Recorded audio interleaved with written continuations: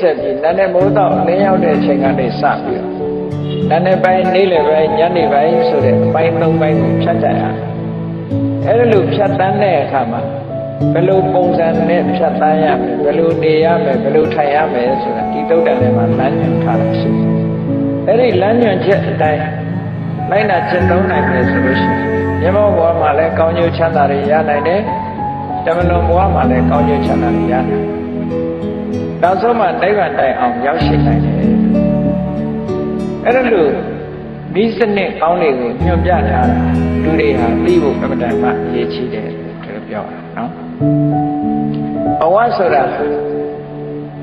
တိတိဖြစ်စေပฏิတိဖြစ်စေ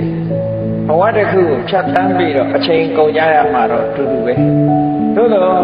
ဖြတ်တန်းပြီးအချိန်ကုန်တာချင်းတူပေမဲ့လို့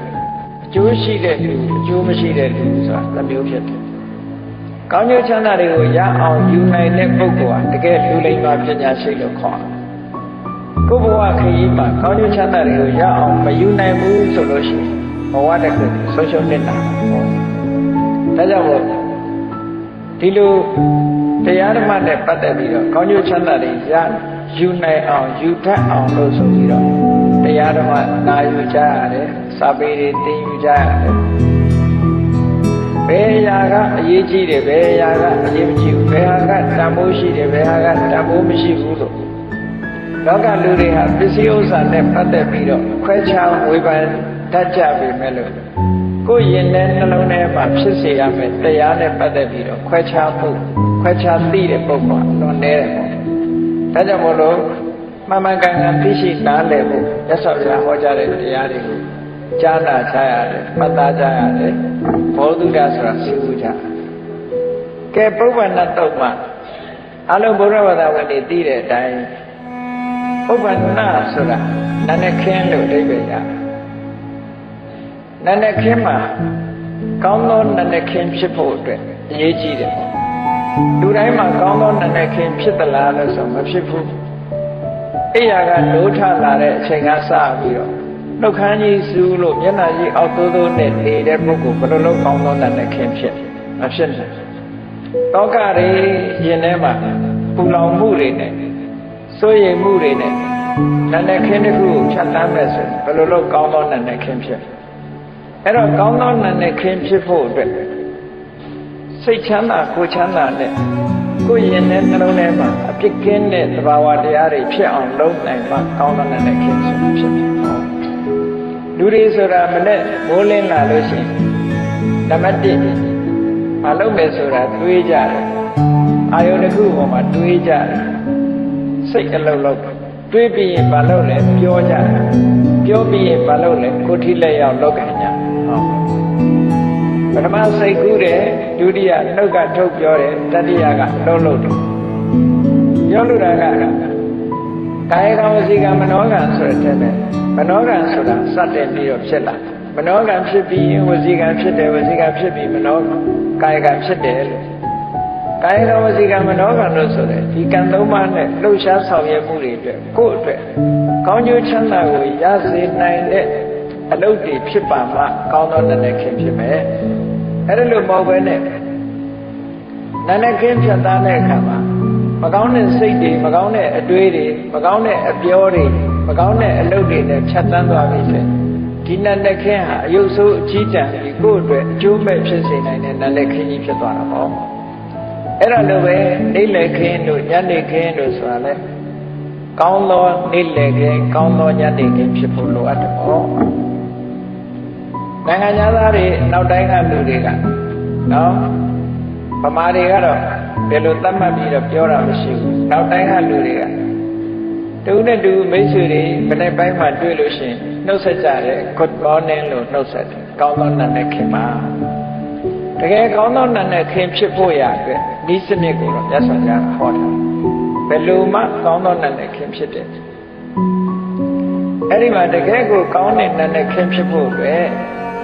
အခုဒီပုဗ္ဗန္နတုတ်ထဲမှာလာတဲ့ကျင့်စဉ်တွေကိုကျင့်ဖို့စတင်ကလေးကနဲ့မိုးတော့အလင်းရောက်လို့အိယာကလိုးထလာတဲ့အချိန်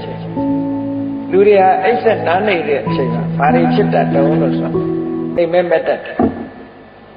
အဲ့ဒါလို့အိမ်မက်တဲ့အခါမှာကောင်းတဲ့အိမ်မက်ရှိတယ်လို့မကောင်းတဲ့အိမ်မက်တွေလည်းရှိတတ်တယ်အဲ့ဒါလို့အိမ်မက်နဲ့ပတ်သက်ပြီးတော့အကောင်းအဆိုးဆိုတာဘာကိုပြောတာတော့လို့ဆိုအိမ်မက်ထဲမှာကြောက်เสียလန့်เสียကိုမဖြစ်ချင်တဲ့အရာဖြစ်ရတယ်လို့အိမ်မက်ထဲမှာမဲ့လို့ရှိရင်ဒါမကောင်းတဲ့အိမ်မက်တွေဒီလိုတတ်မှတ်ကြတာကောင်းတဲ့အိမ်မက်ဆိုတာကောင်းတဲ့အာယုန်တွေကိုမြင်ပြီးတော့မဲ့တဲ့အိမ်မက်မျိုးကောင်းတဲ့အိမ်မက်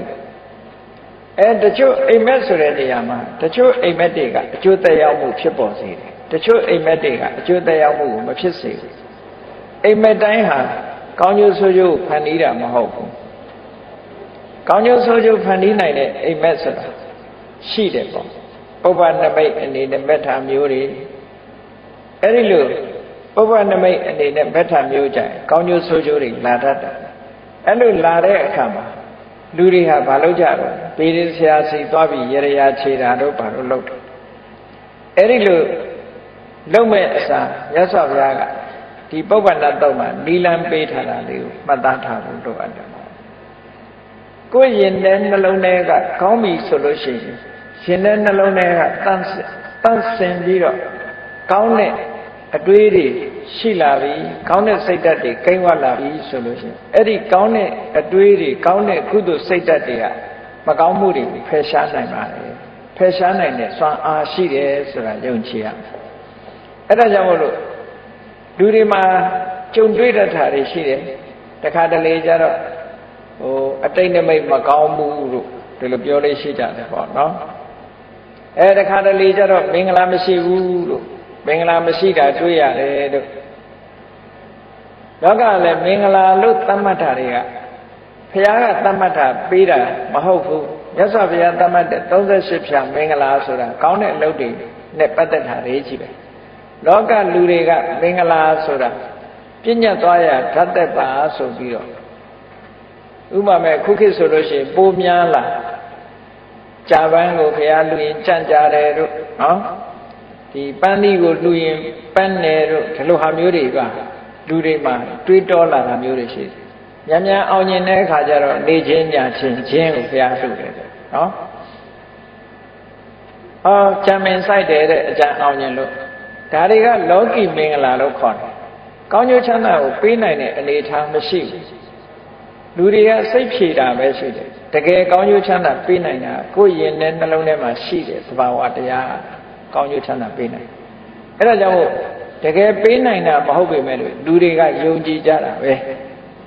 လောကလူသားတွေကမြန်မာလူမျိုးတွေကြီးယုံကြည်တာမဟုတ်ဘူးတခြားလူမျိုးတွေလည်းပဲဒီလိုလောကမှာရှိတဲ့မင်္ဂလာတွေကိုယုံဘုရားဘာသာလုပ်ပြီးတော့အဲ့ဒီလိုမင်္ဂလာတွေကိုယုံကြည်တယ်ဆိုလို့ရှိရင်မြတ်စွာဘုရားကဗုဒ္ဓဘာသာအညံ့စားလို့သတ်မှတ်တယ်